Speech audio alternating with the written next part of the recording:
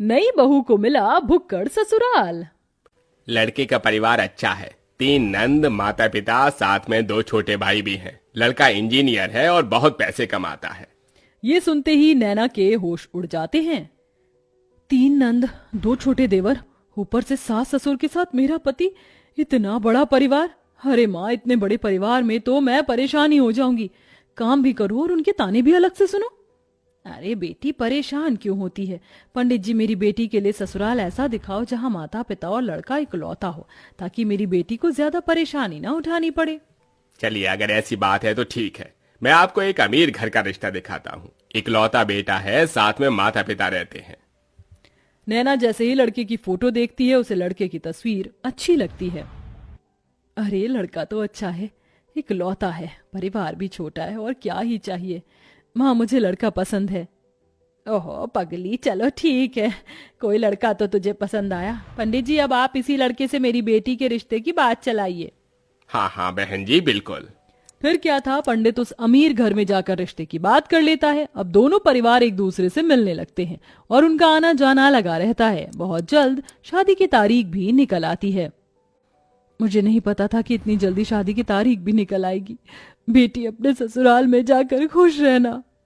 खुश तो रहूंगी ही माँ, छोटा सा परिवार है, सुबह शाम रोटी, दोपहर में सोना, फिर रात को आराम करना। नैना को बहुत आसान लग रहा था, लेकिन वैसा होने नहीं वाला था। शादी होने के बाद जब वह अपने ससुराल आती है तो उसका ससुराल में घर बहुत बड़ा होता है, जिसमें उसे सफाई करने में ही बहुत ज्यादा समय लग जाता है। हे भगवान, अमीर घराने में तो आ गई, लेकिन यहाँ झाड़ू पोछा करते करते ही मेरी कमर टूट गई। तभी आवाज आती है, बहू, ओ बहू, अरे अभी तक तूने नाश्ता नहीं बनाया?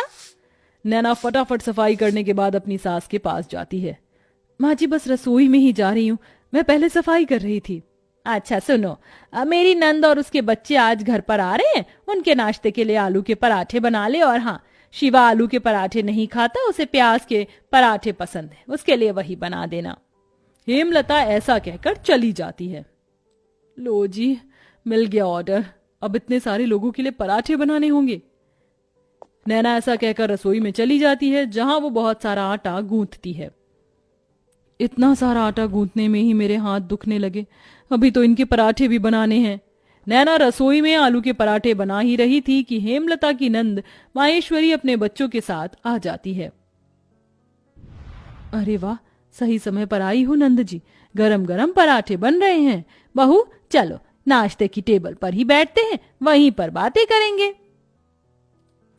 हेमलता पूरे परिवार के साथ नाश्ते की टेबल पर बैठ जाती है, जिसके बाद रसोई से नाश्ते की टेबल का सफर करते हुए नैना बहुत थक जाती है।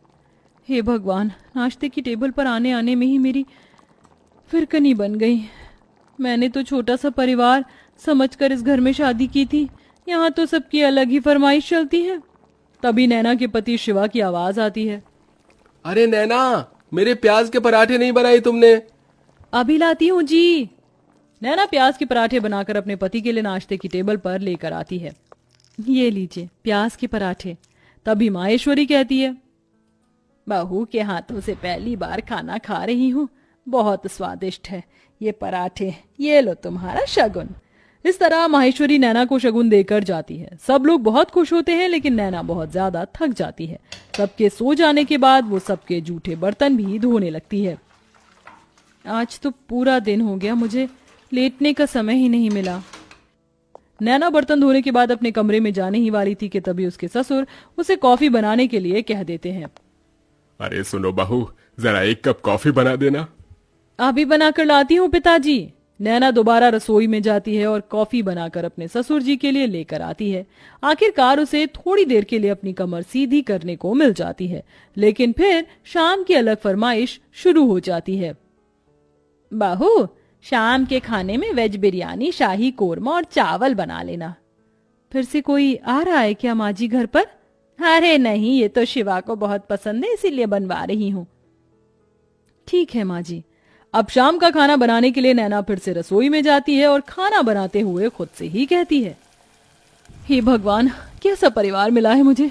सुबह शाम मेरे ससुराल वालों को शाही पकवान ही चाहिए होते हैं, और इतने भुक्कड़ लोग हैं कि इन्हें हर थोड़ी देर में भूख लग जाती है। डिनर में इतना हैवी खाना कौन खाता है? मैं तो बेकार ही फंस गई इस घर में आकर। नैना ऐसा खुद से बोलते हुए खाना बनाती रहती है। उसे रसोई में बहुत गर्मी भी लगती है, लेकिन फिर भी वह खाना बनाती है। खाना तो बहू बहुत स्वादिष्ट लग रहा है, खुशबू से पता चल रहा है। हाँ हाँ, मेरी मेहनत जो लगी है, स्वादिष्ट तो होगा ही। नैना भी खाने की टेबल पर बैठकर खाना खाने ही वाली थी कि तभी किसी के आने की दस्तक होती है। हेलो गाइस, मेरे बिना ही खाना खा रहे हो? अरे बेटा चिराग, तुम यहाँ विदेश से कब लौटे? मेरे साथ मेरे कुछ दोस्त भी घर पर आए हैं। आज ही हम ऑस्ट्रेलिया से इंडिया आए हैं। कितने दिनों बाद तुझे देख रहा हूँ नैना। ये मेरे ताऊ जी का लड़का है, विदेश पढ़ने चला गया था बचपन में। मेरा जिगरी यार यही है। जाओ नैना, इन सब के लिए भी खाना परोस कर ले आओ। अगर रोटी कम हो तो और बना लेना। हेमलता ऐसा कहकर बेचारी नैना को फिर से रसोई में भेज देती है। नैना को खाने के साथ दोबारा से रोटियां भी बनानी पड़ती हैं और वो बहुत ज्यादा थक जाती है। सबको खाना खिलाते हुए उसी के लिए खाना नहीं बचता। ये लो, बस यही रह गया था, मेरे लिए थोड़ा भी खाना नहीं बचा। कैसे भुक्कड़ लोग हैं, एक बार भी मेरे बारे में नहीं सोचते हैं। नैना को बहुत बुरा लगता है। वो अपने कमरे में सोने चली जाती है। इसी तरह जब भी वह कुछ बनाया करती तो सारा खाना उसके ससुराल वाले ही खा जाते हैं और उसके लिए कुछ नहीं बचता। ऊपर से घर में मेहमानों का आना जाना लगा ही रहता है, जिसके चलते एक दिन नैना की बहुत ज्यादा तबीयत खराब हो जाती है।